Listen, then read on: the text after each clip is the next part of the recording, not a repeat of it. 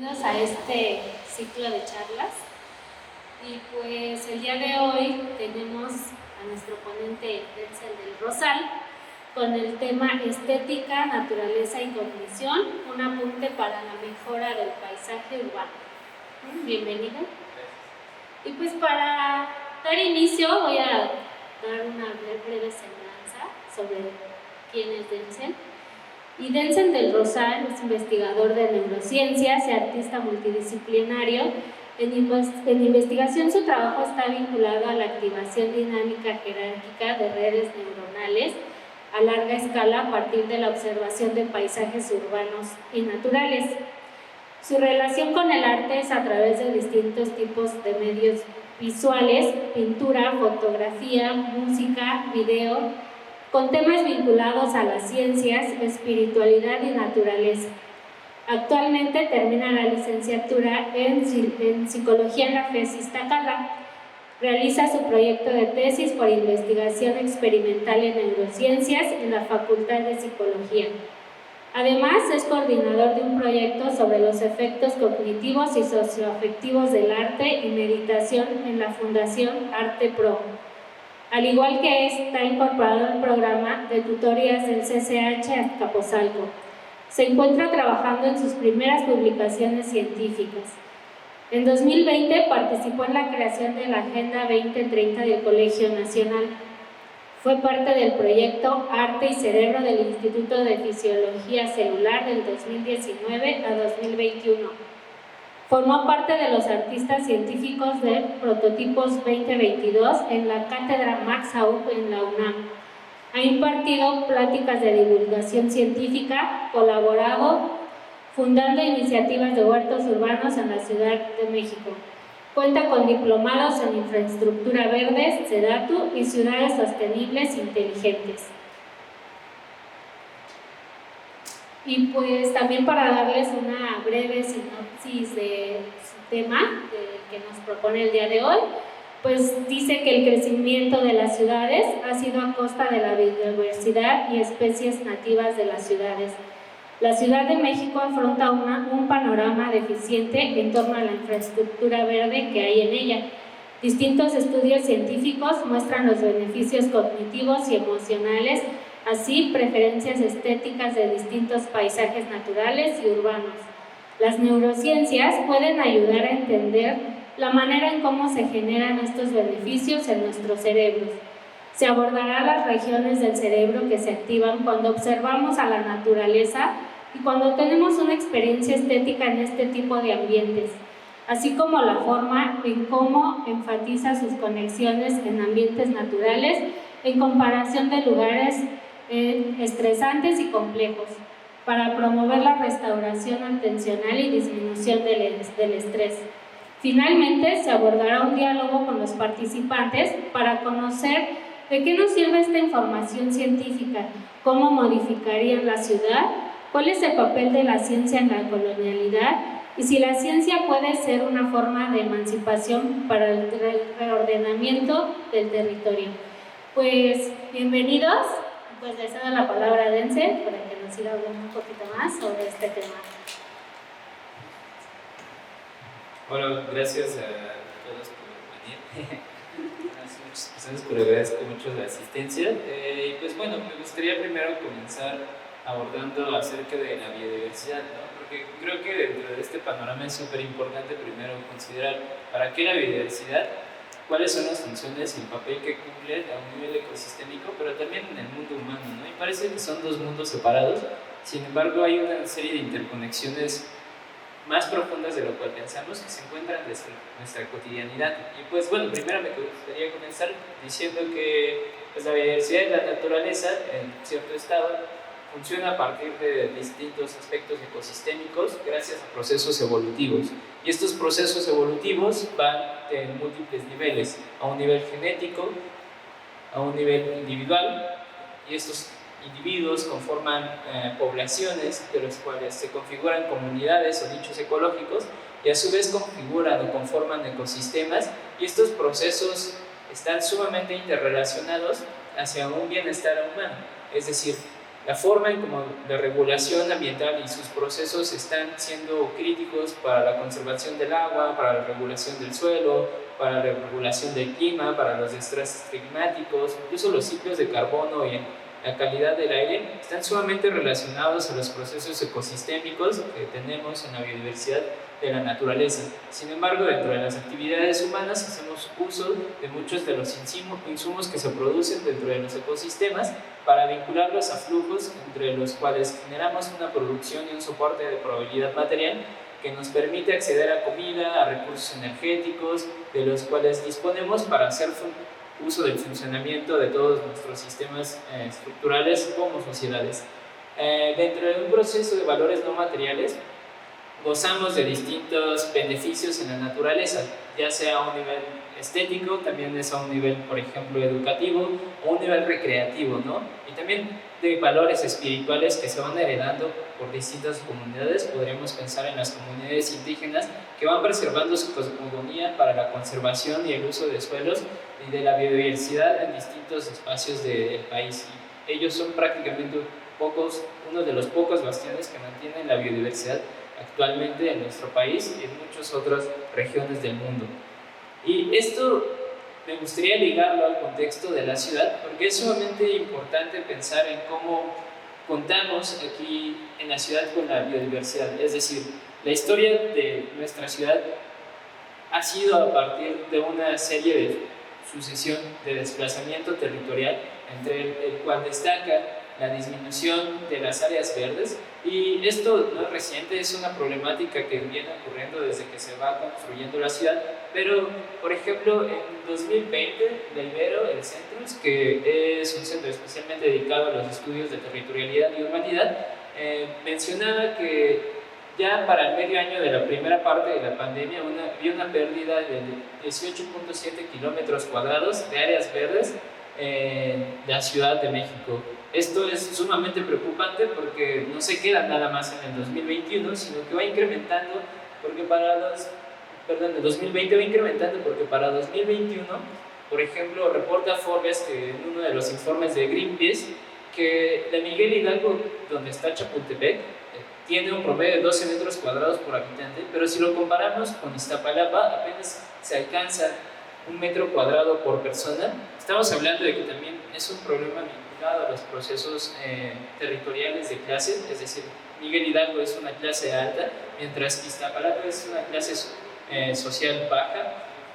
Y bueno, ¿qué dice el gobierno de la Ciudad de México al respecto? Pues bueno, ellos mencionan que la OMS propone que al menos se necesiten 16 metros cuadrados por habitante, es decir, ni siquiera en uno de los lugares donde hay más infraestructura verde se llega a esa cifra que recomienda la Organización Mundial de la Salud.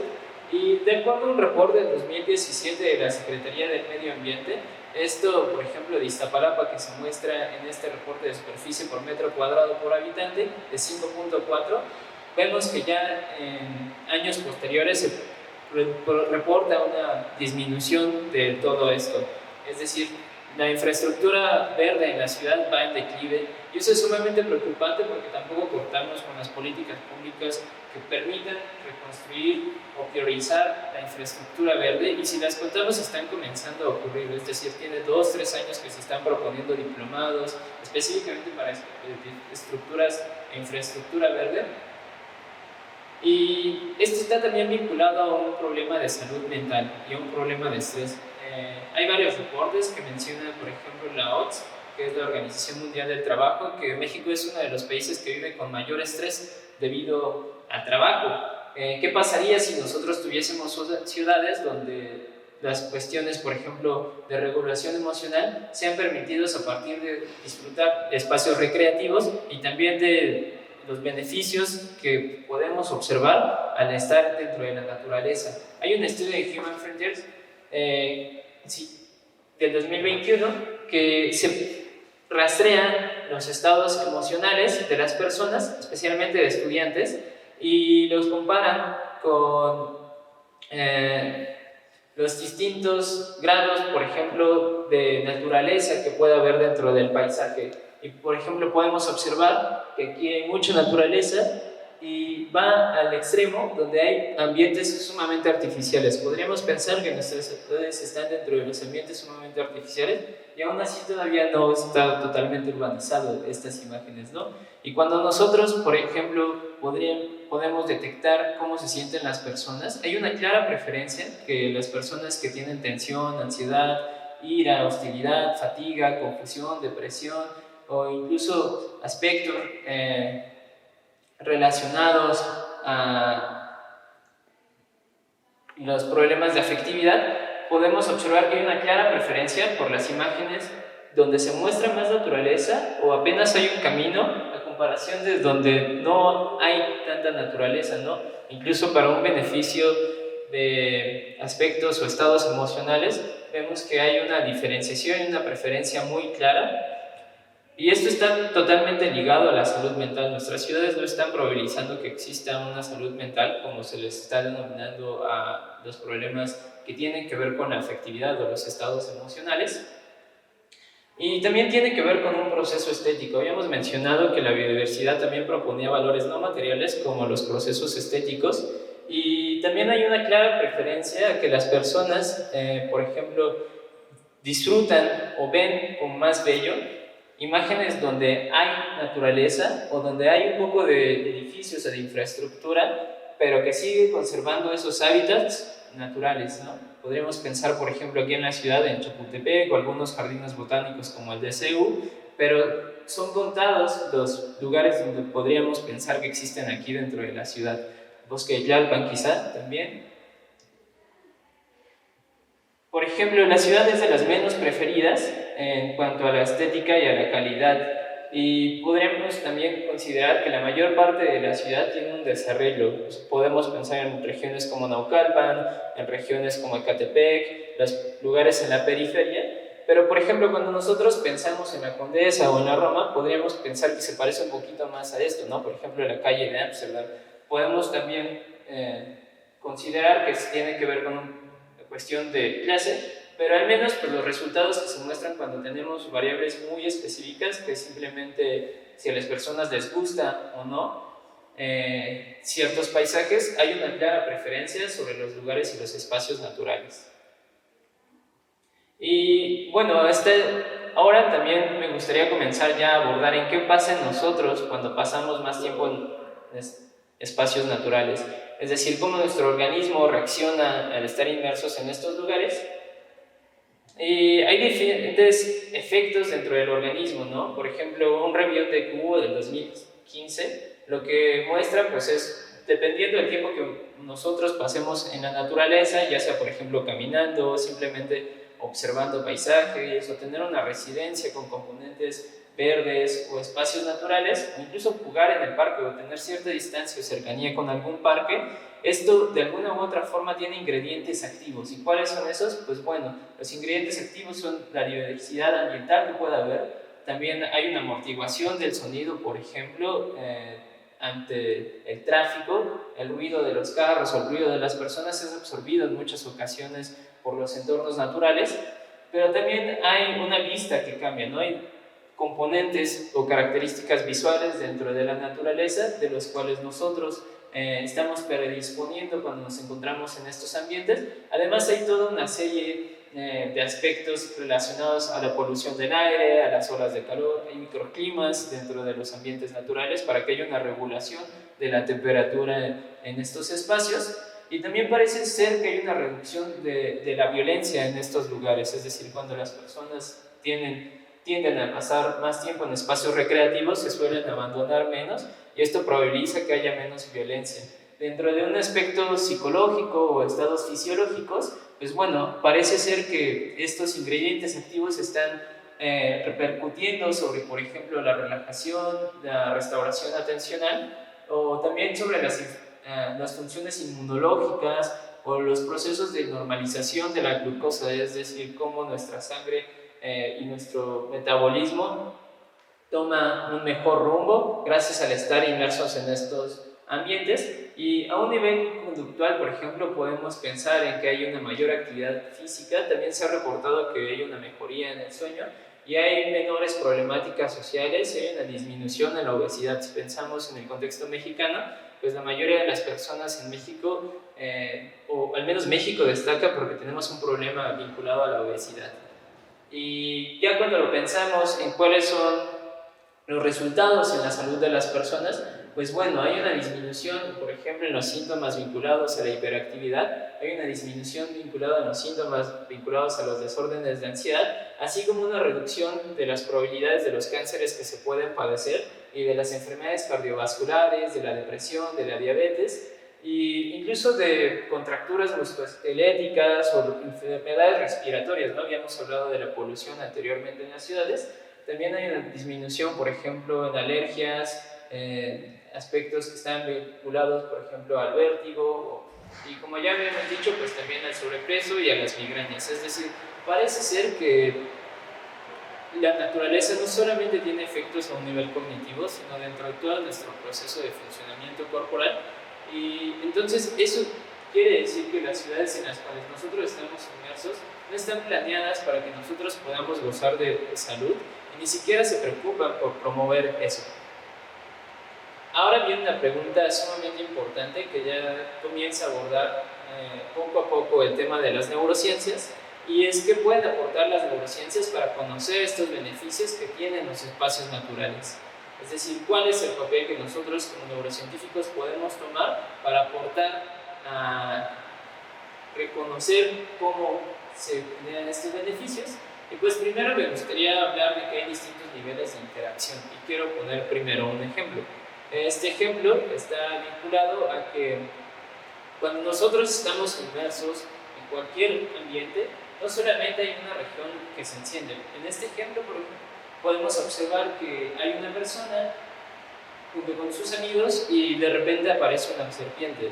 Y podríamos considerar que solamente se enciende la región de la amígdala, que está vinculada al proceso del miedo, y para que la persona o se mueva muy rápido o huya o genere una reacción. Pero no solamente es la amígdala, sino también hay otras regiones, por ejemplo las regiones visuales y las regiones atencionales, que están modulando nuestras respuestas ante la posibilidad de actuar ante una serpiente. Y entonces tenemos que ya hay un enfoque más generalizado, y cuando consideramos que todo el cerebro funciona de manera íntegra, es decir, no nada más pongo atención y nada más observo, sino también genero movimientos y al mismo tiempo tengo sensaciones interioceptivas que me están diciendo que hay peligro. Entonces se genera ya una construcción psicológica, y esta construcción psicológica ocurre en menos de un segundo. Es decir, nosotros podemos probabilizar, por ejemplo, acciones motoras dentro de los primeros 300 a 500 milisegundos después de que observamos algo. Es decir, es sumamente rápida la construcción psicológica, pero esto no está aislado de las construcciones sociales bajo las cuales vivimos inmersos. Es decir, las probabilidades de acciones de las cuales nosotros disponemos para desplegar están vinculadas a la manera en cómo nosotros aprendimos a reaccionar. Es decir, la manera en cómo yo en ciertos grupos sociales, tanto familiares como por ejemplo en la escuela o con mis grupos de amigos, estoy predisponiendo de cómo puedo actuar. Siempre dentro de un nivel interactivo podemos pensar que están ocurriendo diferenciadamente, pero están integrados dentro de un mismo contexto, dentro de un mismo episodio. Ahora me gustaría explicar, después de que se menciona entonces que el cerebro actúa, digamos, en una manera multinivel, cómo existen áreas, componentes y nodos que configuran la actividad entre diversas regiones para que nosotros podamos generar, por ejemplo, nuestra cognición. Y lo que ocurre es que ya durante mucho tiempo la neurociencia se ha enfocado en entender cuáles son las regiones que de manera muy diferenciada y heterogénea entre sus grupos celulares configuran aspectos funcionales, es decir, cómo de repente se puede parcelar el cerebro de acuerdo a lo que realiza o a lo que contribuye funcionalmente, y al mismo tiempo se tiene esta diferenciación celular que pueden generar nodos, es decir, cada región del cerebro es un nodo que nos permite tener una serie de interconexiones en un modelo de redes, y estos modelos de redes pueden dar como resultado nuevos mapas funcionales que nos permiten reentender la manera en cómo está operando nuestro cerebro para habilitar distintos procesos como la cognición. Vinculando esto de la teoría de redes y de la manera en cómo funciona el cerebro a la observación de paisajes, tanto naturales como urbanos. Lo que está ocurriendo, por ejemplo, es que se encienden o comienza a haber una actividad diferenciada cuando observamos paisajes naturales en comparación de urbanos, de algunas redes, como por ejemplo la Diffamount Network, que está sumamente relacionada con los procesos de interocepción, está relacionada con los procesos de estado de reposo, es decir, cuando yo no estoy realizando una tarea en específico, pero también cuando estoy durmiendo, es decir, está vinculado a la regeneración, a los procesos homeostáticos que tienen los organismos, y eso no solamente se ha reportado en humanos, sino también en modelos de ratas. Hay una participación también de las redes atencionales, por ejemplo la red atencional dorsal, que está más o menos como por el lóbulo parietal, y hay una parte que está más o menos por aquí, que es la región frontal ocular. Está vinculada a los movimientos voluntarios. Cada que nosotros queremos poner atención en algo específico de manera voluntaria, estas regiones están participando, incrementando su actividad. Y también hay otra red que es complementaria a los procesos atencionales, que es más bien involuntaria, y se llama red ventral atencional. Y esta participa cuando nosotros, por ejemplo, nos distraemos, o cuando, por ejemplo, nosotros estamos cambiando nuestra atención de un estímulo visual a otro, o una parte del ambiente del cual nosotros estamos inmersos. Y estas dos redes están en constante proceso, tanto antagónico, pero también de cooperación. Es decir, a medida que incrementa uno, decrementa el otro, y de esa manera configuran la posibilidad, la eficiencia y flexibilidad para que nosotros podamos estar observando de distintas maneras el ambiente.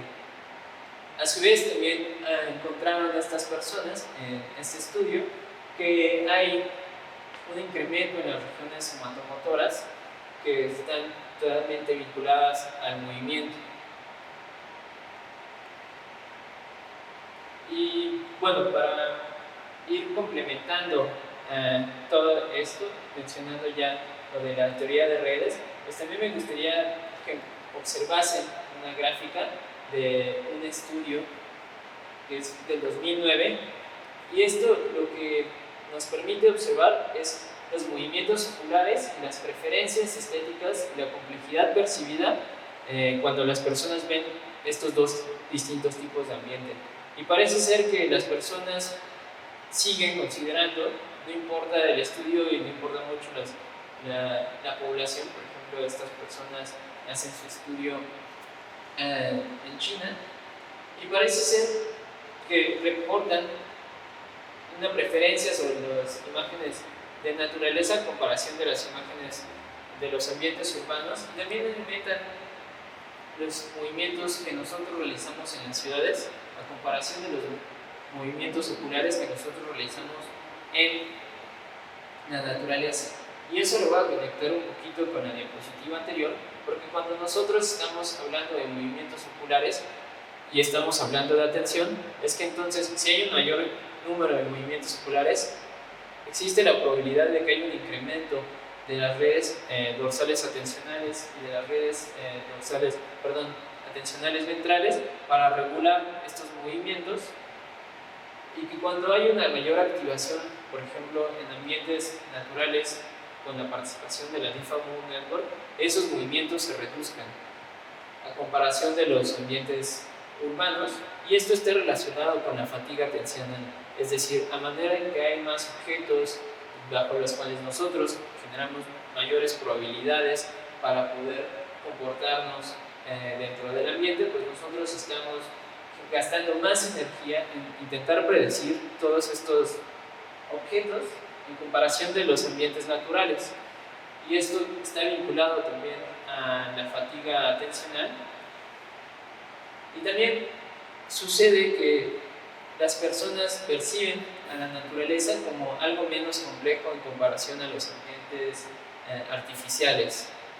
Pero esta es una complejidad percibida y no es una complejidad realmente basada en la característica física de los estímulos o del espacio, ¿no? Es decir, es lo que perciben o reportan las personas como lo que consideran como complejidad.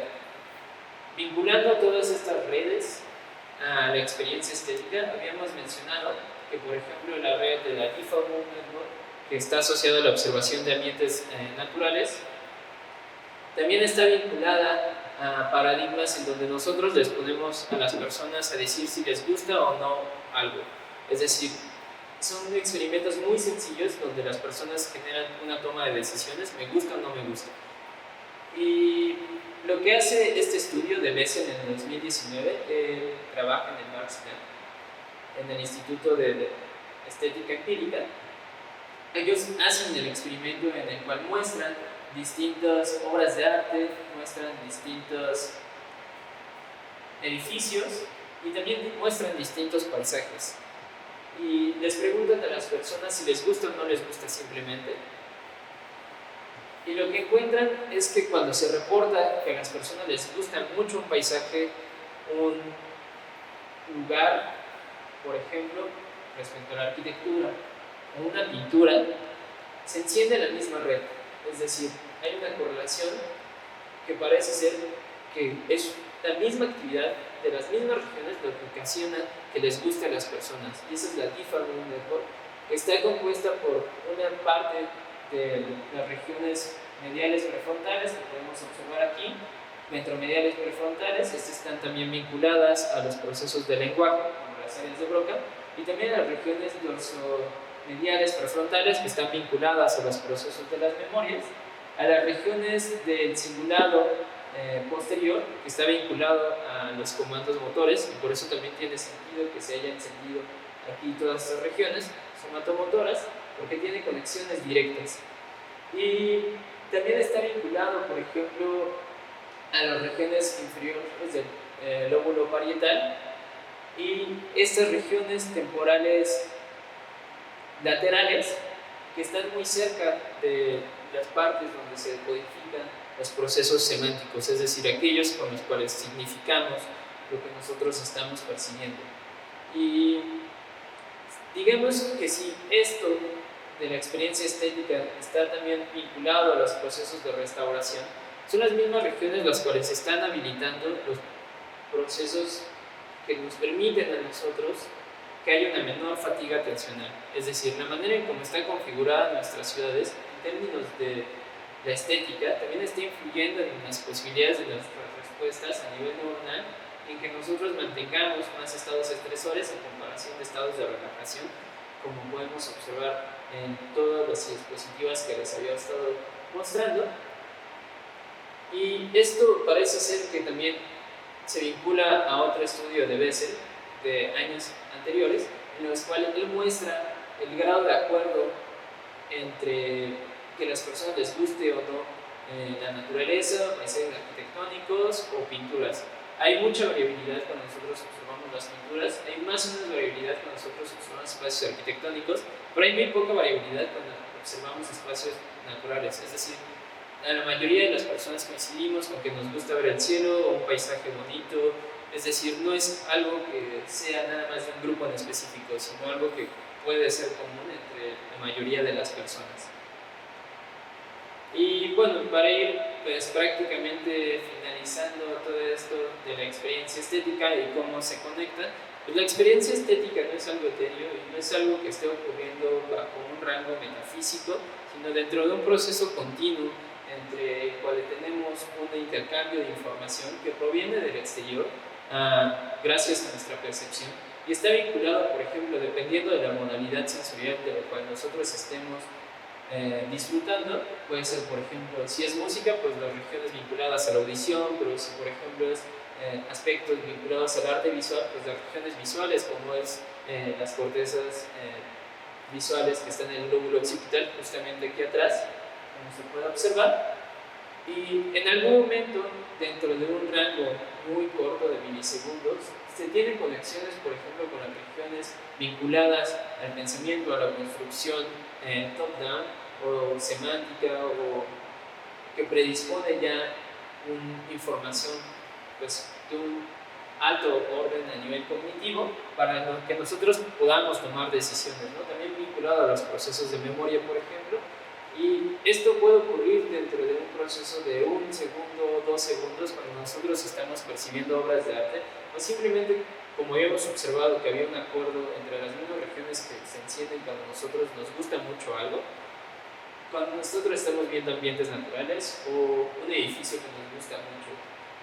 Esto ocurre de una manera muy rápida, pero vemos cómo a largo plazo también comienza a tener un impacto, no nada más a un nivel cognitivo, sino a un nivel corporal.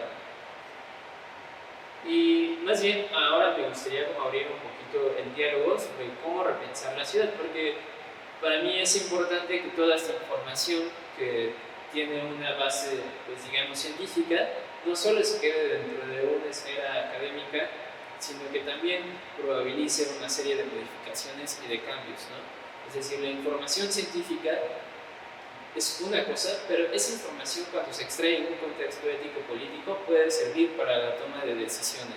Por ejemplo, la configuración actual de nuestras ciudades, y vimos que ya hay una repercusión muy tremenda en distintos niveles.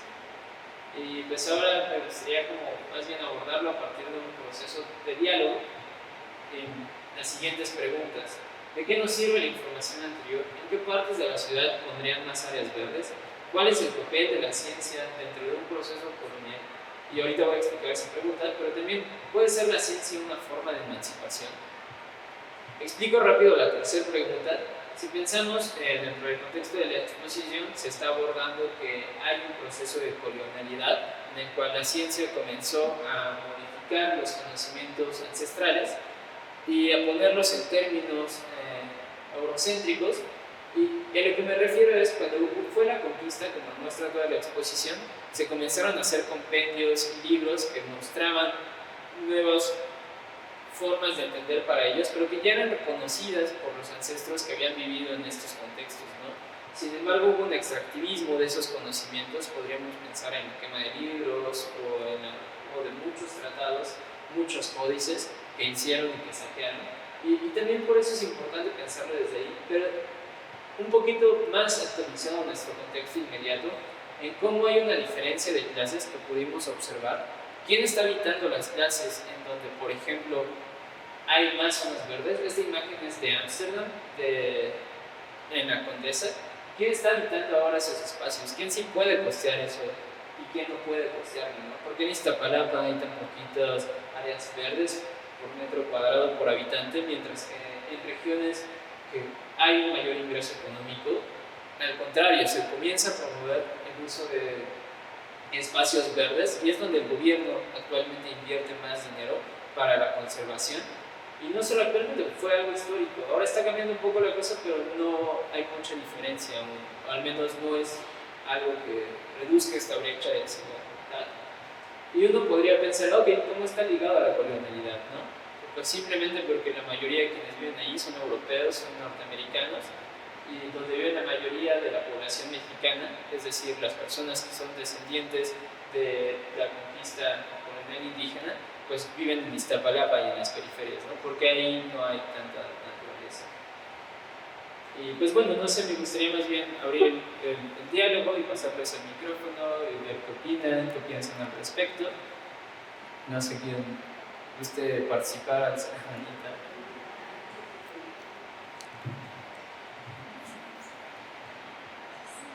Pues, bueno, a mí sí estaba pensando durante tu charla que, bueno, ya les comenté el contexto histórico de la exposición y muchas de las notas que dan los expedicionarios es que llegaron a un ambiente muy hostil, ¿no? O sea, en la Nueva España que llegaron a un ambiente donde cualquier cosa, los mosquitos, las plantas, pues podían matar. Y como que se me hace muy curioso al inicio cuando nos compartías sobre cómo ver más paisajes naturales te ayuda a estar menos estresado, a descansar más, como esa tranquilidad que siento que sí no te dan las ciudades, pero sí te dan los paisajes externos o las zonas no tan humanizadas. Y justo en tu pregunta de la colonialidad, igual viene con la exposición, se me hace muy curioso cómo lo que se registró en los libros fue justamente eso, ¿no? Como, ay, no, es algo muy bárbaro, muy atrasado, muy peligroso venir, los expedicionarios viajaban con muchísimas personas que los acompañaran, que les dijeron, como, no te comas de la planta porque te puedes morir. Y se me hace curioso cómo se siguió normalizando esta percepción de la naturaleza, y algo que también me resulta curioso en la exposición es que ahora el dibujo científico que se hicieron en las expediciones pues era la planta muy detallada, ¿no? Y poner la planta sin tiempo y sin espacio. o sea, de ellas toda la flor en todas sus épocas de maduración, y también la veías, no sabías de dónde venía la planta, ¿no? Que es mucho lo que podemos ver en los centros científicos, pero ahora muchos visitantes o personas que me ha tocado ver en la exposición, como que no reconocemos tantos detalles de la planta, ¿no? O sea, se me hace curiosa esta relación de vamos a retratar cómo es tan hostil esto, que vamos a poner cada detalle de las plantas que estamos viviendo, de los contextos que hay, y no le vamos a poner más contexto, ¿no? Sobre cómo se usaba, cómo estaba, bueno, eso fue cambiando en otras, pero que ahora justamente nos quedamos como con esa idea de lo peligroso que es como tú solo descargar plantas que no conoces, o lo peligroso que es tomarte tés que no sabes bien para qué son, así, ¿no? Que te vas con un guerrero o alguien para que te dé el té para la panza, ¿no? Que ya no es tanto así, pero siguen pero ya no reconocemos nosotros ahora físicamente la planta, ¿no? Vemos las distintas plantas y aunque veamos tantos detalles, como por ejemplo allá está la guayaba, y yo no reconozco el árbol de guayaba, yo solo reconozco la fruta de guayaba. Entonces se me hizo muy interesante esta parte de cómo la colonialidad también nos va normalizando hacia, claro, lo obvio es que sepas que toda la naturaleza revuelta y así es muy peligrosa, es mala, o en vez de toda la naturaleza también te da tranquilidad, ¿no? Porque también creo que es un punto muy valioso, que de seguro ellos vivieron, ¿no? Venían de España en el siglo XVIII, que pues obviamente no es España como es actualmente, ¿no? La urbanización empezaba y las tuberías tampoco estaban al 100 aún, ¿no? O sea, y venías a un espacio enteramente natural, que obvio debías reconocer esa tranquilidad y paz que te proveía ese espacio, pero no se retrató en las bitácoras o en los registros de los expedicionarios. Y bueno, lo que te quería preguntar era, no sé si en esta parte para preguntar, pero un poco sobre la política pública en México hacia las áreas verdes. O sea, ¿realmente existe? ¿Hay avances en cuestión o algo sobre política pública en áreas verdes de México? ¿O es solo como algo que se debería de?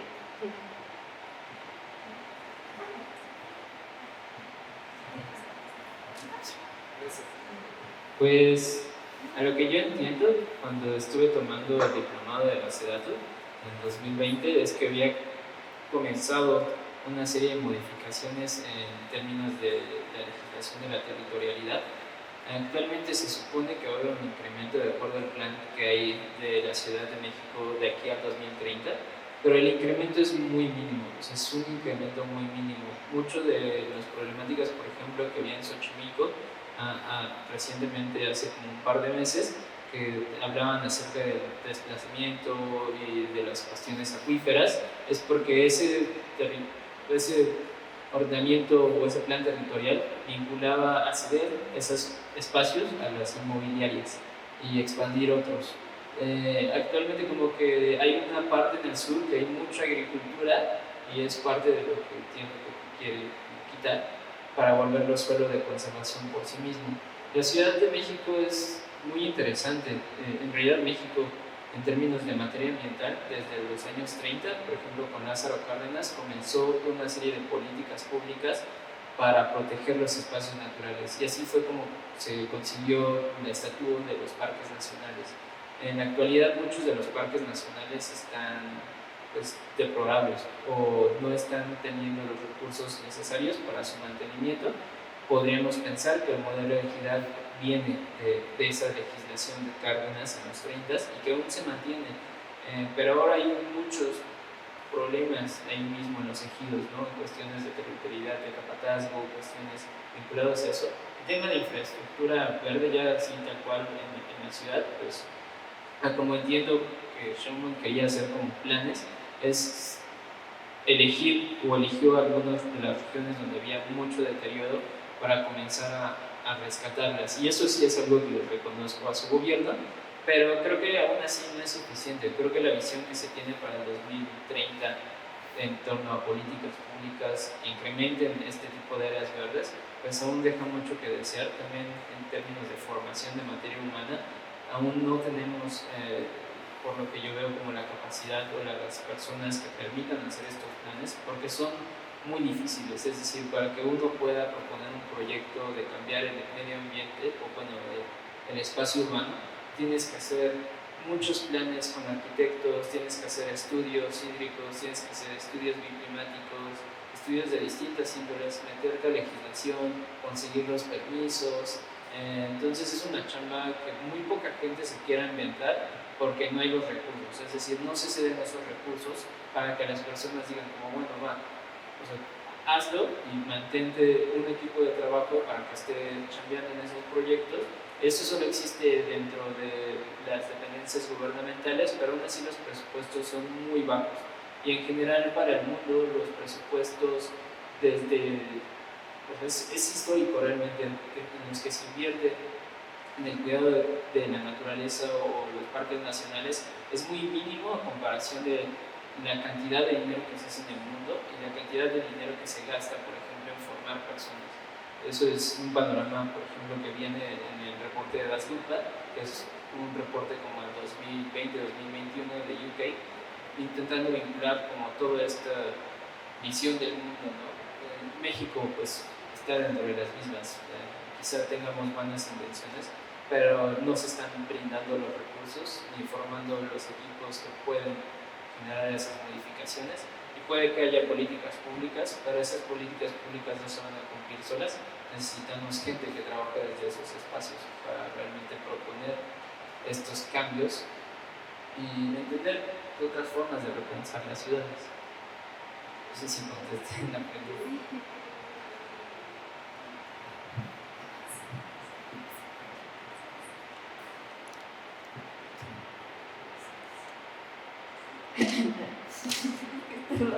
Como hablar con un micrófono, ¿no? Somos 4 personas.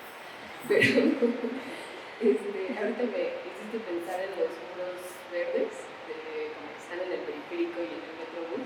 El otro día leí así como que es una cosa muy cara de poner y muy difícil de mantener. Y seguramente solo se pone como para que en un principio se vea más verde, pero no sé.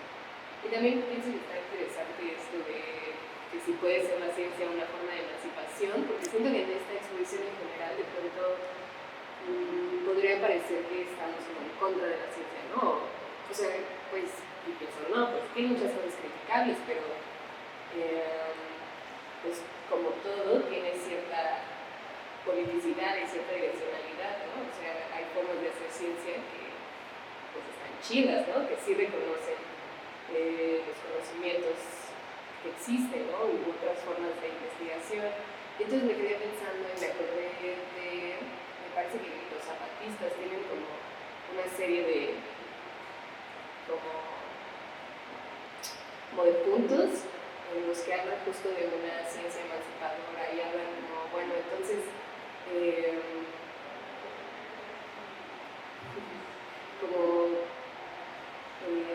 como que pienso que al final de cuentas sí existen cosas políticas en qué es lo que vas a investigar y cómo lo vas a transmitir y cómo lo vas a plasmar, y eso se me hace interesante. Y también como esta forma de pensar, así, como que pienso que generalmente pensamos como sí debe haber más plantas en la ciudad porque el calentamiento global, no sé, esas cosas, pero está interesante también saber que como beneficio para el humano mentalmente, como que tal vez podría ser como otro empujoncito para saber que es importante que haya plantillas. Gracias, Denzel, por tu exposición, es muy interesante, la verdad. Tengo muchas preguntas, muchas dudas, pero voy a tratar de ser breve, ¿vale? Estaba pensando al inicio de tu presentación que si hay un justo equilibrio entre la urbanidad y la naturaleza, porque parte de la ecología conductual es que la urbanización es súper cómoda para el ser humano, ¿no? Tanto que, por ejemplo, nos permite estar aquí en este edificio súper iluminado, con tecnología, y no sé si están de acuerdo, pero se siente hasta cierto punto estético. Es agradable estar aquí. Entonces, habrá un punto medio entre qué tanto se le da impulso a lo natural, meramente puro, y a la humanidad, porque estaba pensando, ¿no? Yo en particular disfruto mucho en las noches, por ejemplo, caminar sobre insurgentes y me parece estético, o sea, me ser interesante, sería bonito, ¿no? Pero los ofertas en la mañana, a la hora de la comida está horrible, ¿no? Por todo el tráfico. Entonces, ¿habrá forma de encontrar un equilibrio? Porque justo hablando como de la gente de España cuando viene y encuentra la naturaleza cruda, y cuando uno ve esa imagen de ese parque, es cómodo porque es estético, tiene una configuración estética que visualmente dices, hay un sendero, hay límites claros entre la naturaleza, y los arbustos están cortados, ¿no? Los árboles están derechos, pero cuando vas al monte, ¿no? A caminar en bicicletas, pues te encuentras una serie de naturaleza boscosa, te resbalas, humedad, bichos, esto, y podría ser no estético y no cómodo. Entonces, ¿crees tú que hay un equilibrio entre la urbanidad y la naturaleza, y que la naturaleza hasta cierto punto es beneficiosa bajo el review que nos enseñabas de toda esa lista de beneficios en la salud mental, psicológica, fisiológica, y cómo compensar la urbanidad y la naturaleza?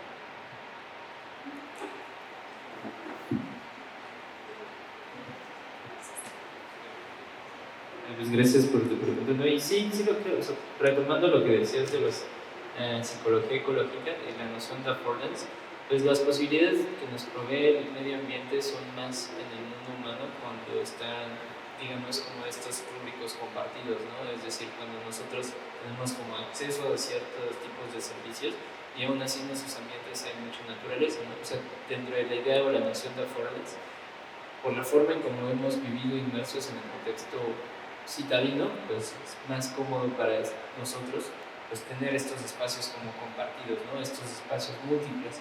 El contexto quizás de la affordance o de las posibilidades de acción cambia dependiendo del bagaje cultural e histórico en el cual nos hemos desarrollado. Muy probablemente para las personas que trabajan en el campo eso no sea tan affordanceable, ¿no? O sea, es una affordance que cambia. Entonces creo que aquí también dentro de este proceso como intermedio tiene mucho que ver los procesos de aprendizaje social que nosotros hemos desarrollado. Muy probablemente si nosotros tuviésemos planes educativos en los cuales podemos incentivar este tipo de prácticas a un nivel pues, educativo como en las primarias, en las secundarias, y que eso sea público, entonces pues haría más sentido todo este tipo de conservación y sería más común. Pero la posibilidad actual, pues más bien lo que ocurre es que la Secretaría de Gobierno tiene personas que solamente trabajan en eso exclusivamente, ¿no? Entonces, pues a lo que voy es, tiene que ver con un proceso de distribución del trabajo y un proceso educativo y un proceso cultural social para que nosotros afordancemos o no algo. Parece que las personas como que sí viven en la ciudad prefieren que sean así los ambientes, o sea, que sean como que haya un poco de naturaleza y que haya un poco de urbanidad. Y sí hay estudios que dicen que las personas que viven en comunidades en Colombia no prefieren ese tipo de cosas, prefieren más los ambientes naturales por sí mismos. Retomando la idea de la Forda, pues es ese aspecto. ¿Puedo preguntar si... ¿Sí?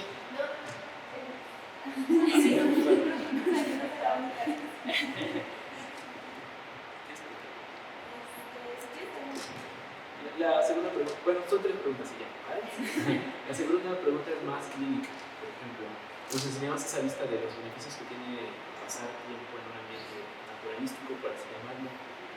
¿Tú crees que la mera exposición, bajo todas las activaciones neuronales que tiene estar en un ambiente natural, sea suficiente, o hablaremos más como de frecuencia y duración, cuántas veces, si pudiera uno ir más allá, ¿no? Y decir, una terapia naturalista, ¿no? Aquí te recomendamos para que tú puedas establecer tus niveles de cortisol, estrés, ansiedad, depresión, que vayas al parque o ambientes naturales con esta duración y esta frecuencia.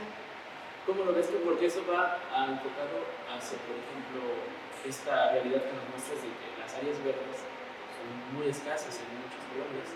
Entonces la solución sería poner más áreas verdes y ya, o sería una cuestión también de pongan áreas verdes y enseñen a las personas a pasar tiempo y a disfrutar de esas áreas verdes para tener un impacto en la salud. ¿Tú qué opinas?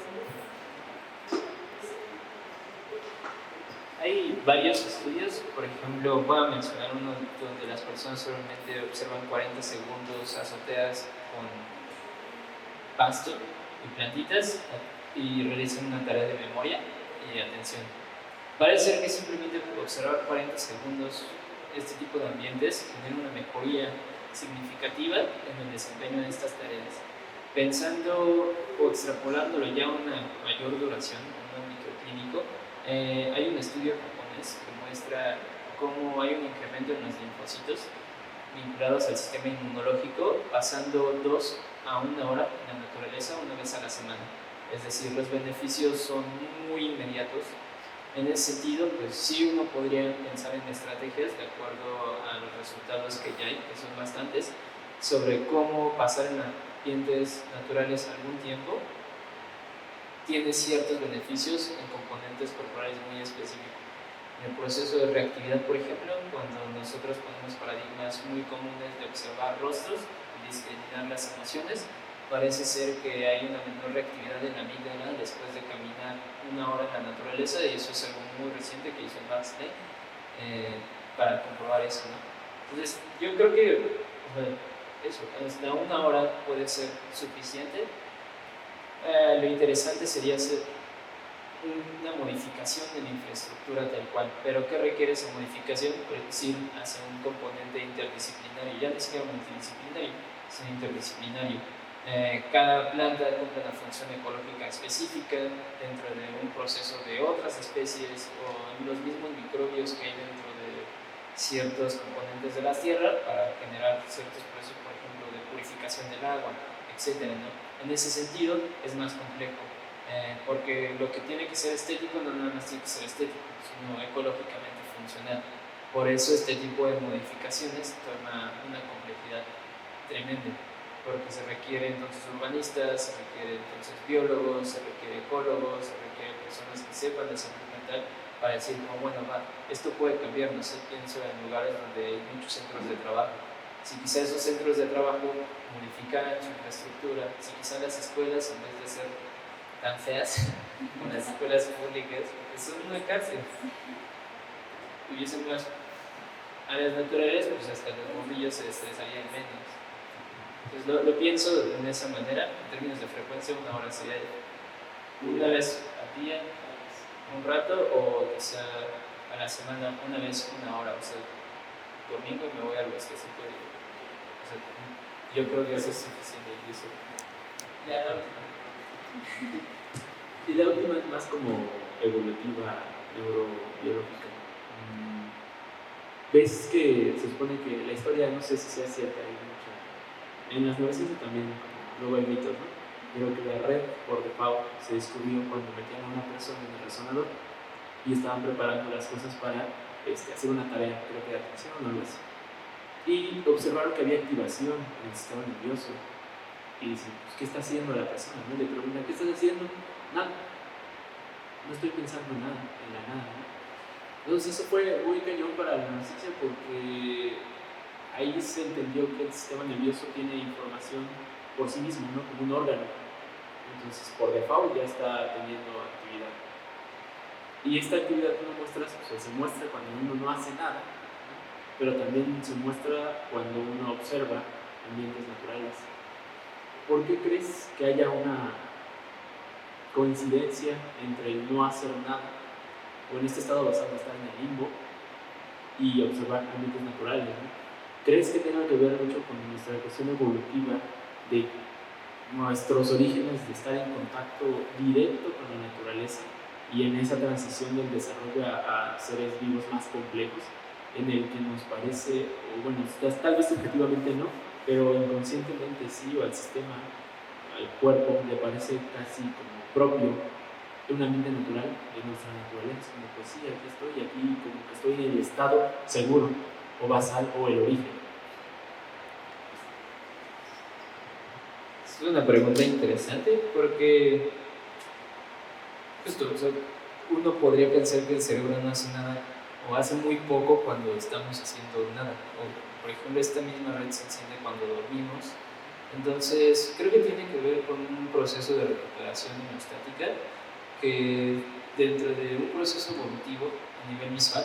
Por ejemplo, aquí se muestra que no nada más se enciende la Default Mode Network, sino las redes vinculadas o las regiones vinculadas, por ejemplo, a los caminos ventrales.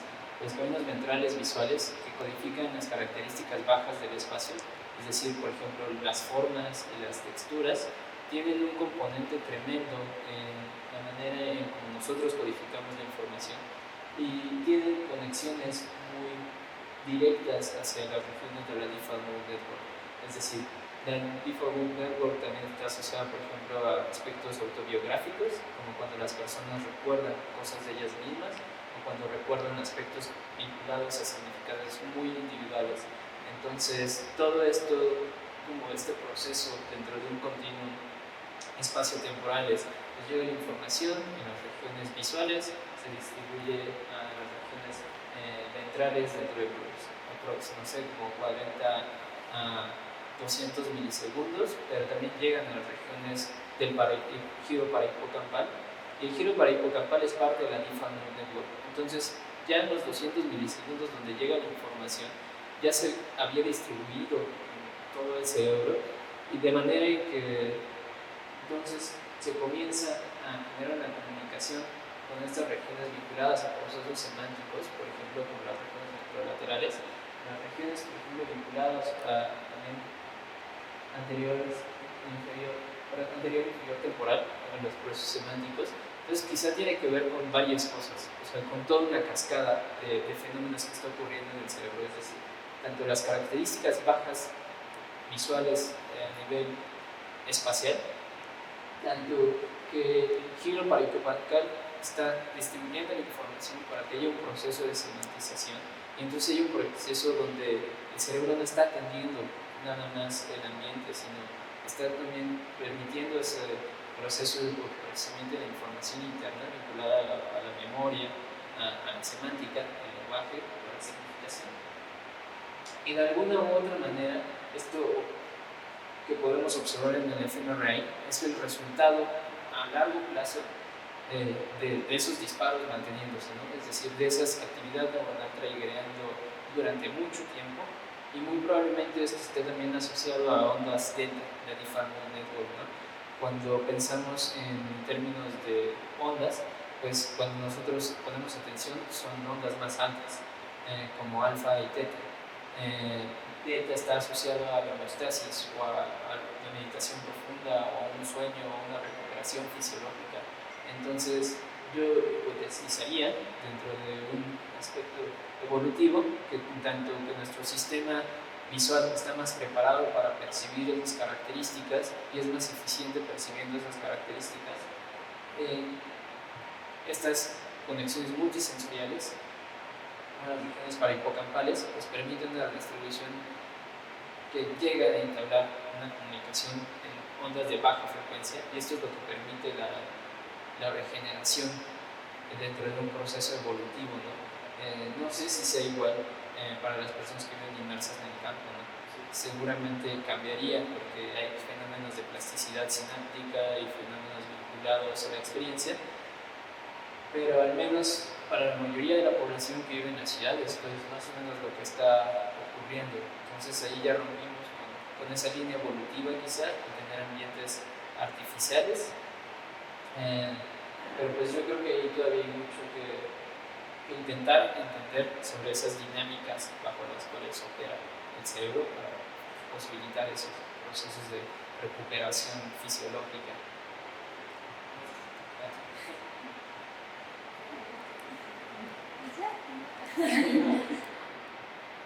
No, me parece muy interesante lo que explicas, porque precisamente hay esta tendencia hacia, o sea, en los últimos años, ¿no? Yo creo que somos parte de esa generación hacia cuidar el ambiente, detener el cambio climático, ¿no?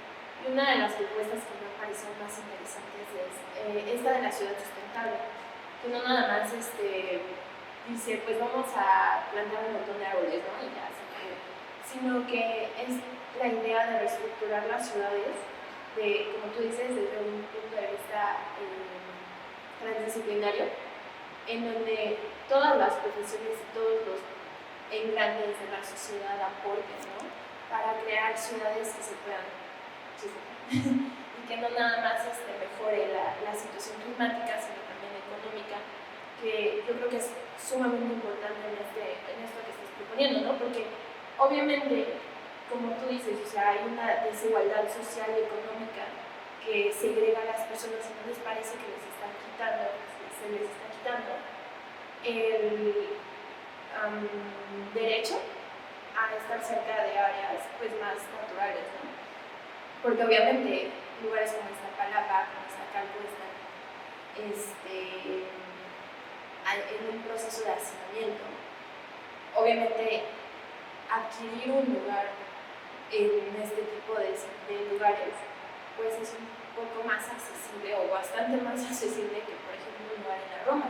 Y eso también se puede, o sea, tú lo puedes observar, ¿no? En lugares pues que están más relacionados con el campo, por ejemplo, no te vayas a la Roma o allá, que a lo mejor inclusive su valor incrementa, ¿no? Por esta posición social. Pero, por ejemplo, en la Jusco, pues tú puedes tener, o sea, adquirir un terreno con muchas plantas y muy cercano a la naturaleza, muy idóneo, ¿no? Pero obviamente va a ser más caro porque pues menos personas pueden tener acceso a él, en cambio en un lugar como más hacinado porque tiene lugares más pequeños y por lo tanto está frenando esta situación de la naturaleza, ¿no? Entonces a mí me parece muy interesante lo que decías de los techos verdes, porque yo creo que es una de las soluciones, ¿no? Por ejemplo, en las preparatorias, en las secundarias, la realidad es que no hay espacio, o sea, están hechas así, son cárceles, yo creo. O sea, son cárceles de concreto, pero ¿por qué? O sea, porque no tienen una infraestructura para poner plantas, ¿no? Para poner un jardín, o sea, es como de qué ponemos jardín, o sea, no Entonces creo que sí es importante como empezar a reeducarnos en que no tenemos que perder unas cosas por otras. O sea, bueno, yo me quedaría de eso, de tu exposición, no tenemos que perder unas cosas por otras, porque obviamente el avance social, o sea, por ejemplo, de poner una escuela, no ponerla, mejor ponerla aunque esté fea, la verdad. Pero podemos enseñar a los chicos que van a estas escuelas. Yo lo he observado, como en mi educación he tenido la fortuna de verlo en mis escuelas. Fui a una que estaba completamente en el campo y otra que estaba completamente en la ciudad. Pero afortunadamente tuve esta experiencia nada más de tratar de involucrar a los chicos con volver sus espacios verdes. Entonces recuperas el espacio, yo creo que eso es muy importante, porque ya no nada más es decir, bueno, voy a una escuela, digo la de las escuelas como ejemplo, pero lo mismo en una casa. O sea, y entonces creo que las políticas públicas, y esto es muy importante porque le da una importancia, le da una relevancia al tema, ya no nada más es porque queremos salvar el ambiente y queremos cuidar el planeta, que parece algo muy abstracto, sino que queremos cuidarnos de nosotros mismos, parece más relevante para la sociedad. Entonces, si le reeducas a la gente de todos los estratos sociales, ¿no? a ser más amigables con el ambiente y a recuperar esas áreas verdes sin perder sus áreas que son importantes, sus casas, sus escuelas, sus oficinas. Yo creo que podemos como ir avanzando hacia este objetivo, ¿no? Como de reconectarnos con la naturaleza. Pero me dejaste pensando en eso. Gracias. Sí, pues sí, justo. O sea, creo que es un proceso bien educativo. También es un proceso difícil pedagógicamente porque son muchos retos. Es decir, o sea, recuperando un poquito cómo ocurre la pedagogía para este tipo de proyectos. Como que en los 70s, 80s hubo un boom de ecólogos y biólogos que intentaron meter libros de textos para educar a las personas. Y eso fue la solución en los 70s, 80s. Comenzó a finales de los 70s, se consolidó en los 80s, toma como su boom ya bien en los 90s. Pero parece ser que eso no funciona. Entonces, ahí va otra.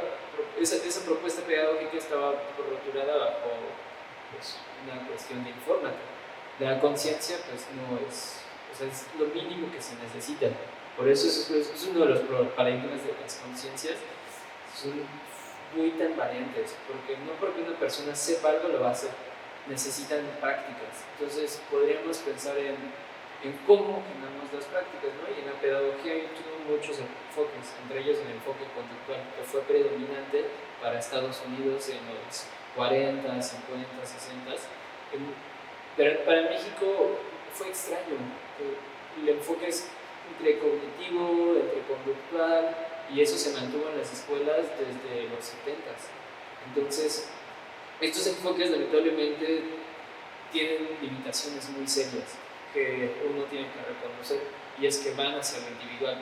Cuando tú piensas en gestar proyectos a nivel social, entonces el abanico de interacciones y posibilidades es más amplio, porque tienes más agentes, tienes más gente.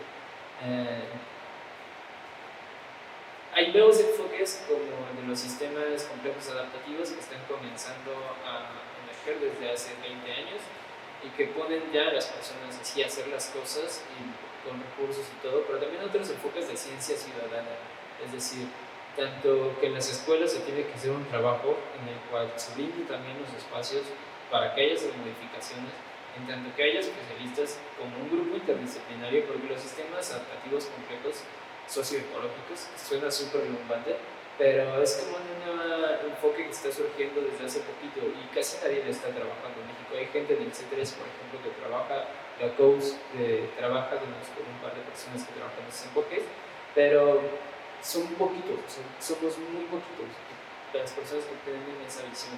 Nos falta, yo creo que, pues, organización y recursos y agentes claves para articular todo ese tipo de proyectos, ¿no? Porque involucran educación pública, involucran espacio, involucran gente interdisciplinaria. No es difícil, no es imposible. Muchas de las universidades de primer mundo tienen gente estudiando la naturaleza y hay biólogos, psicólogos, neurocientíficos, urbanistas, arquitectos, y son centros de investigación de primer mundo. Ese tipo de descubrimientos pues, se tiene que pasar a lo aplicado, ¿no? Y tiene que ser quizá con otro enfoque más allá de los que ahora contamos, es decir, con cuestiones de ritmo, cuestiones de conductismo. No es imposible, pero pues ahí está la chamba de muchas personas.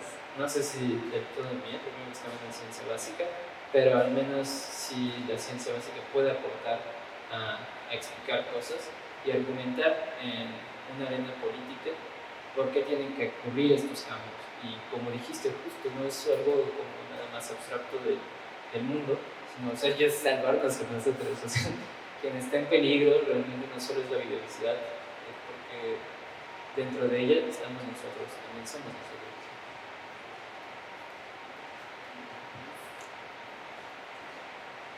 ¿Alguien más tiene algún otro comentario? Pues tú algo más quieres agregar, o yo siento que pues entonces sería todo. Muchas gracias por haber asistido, muchas gracias por haber participado en esta charla y pues no sé, ¿quieres agregar algo, Liz? ¿Ya nada? Gracias. Bueno, pues muchas gracias y pues un aplauso a